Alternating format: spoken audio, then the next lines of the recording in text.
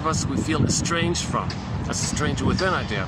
Okay, the second self idea, the double self, the secret self, the shadow soul, the one who walks with me, who's not like me, who is me. Someone's living my life, I know nothing about him.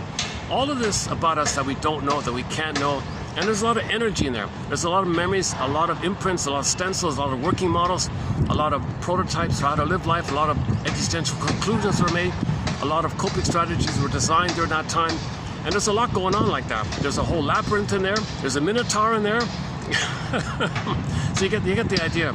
There's a lot going on in the unconscious. All the energy that's devoted to this is called the id. The elementary basis of the unconscious is called the id. That's a pretty good definition from the science fiction film called Forbidden Planet, 1956 science fiction film entitled Forbidden Planet. They talked about monsters of the id monsters. What's the id? The elementary basis of the unconscious. That's a pretty good definition, 1956.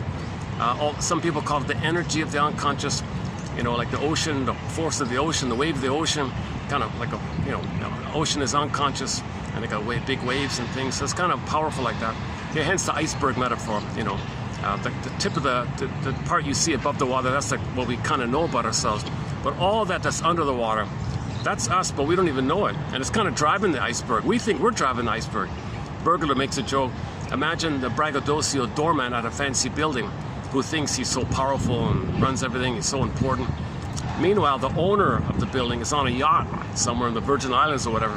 So who's got more power? This invisible owner whom you don't see, you don't know who's the owner. He's on a yacht drinking champagne or something, I don't know. Here you got the doorman, or the gate man, whatever, being very pompous and braggadocious, I'm so important like that. Okay, so that's kind of like us, our neurotic ego, our neurotic pride is like that doorman. Meanwhile, we're oblivious to the owner on the yacht drinking champagne. The iceberg metaphor like that. So that means we're compelled by some unknownness.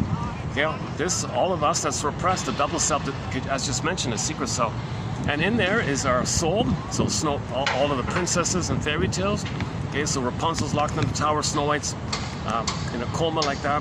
The maiden king morphs into a bird and it's in the forest, flew off. Okay, Echo turns to stone, and Jesus Christ. So there's so much going on. A very quick artistic image is 1970 something. A guy named Roy Lichtenstein has a painting called Stepping Out. Stepping Out. So you can quickly see the idea with that one side, the conscious side. Okay, he's out of it kind of thing.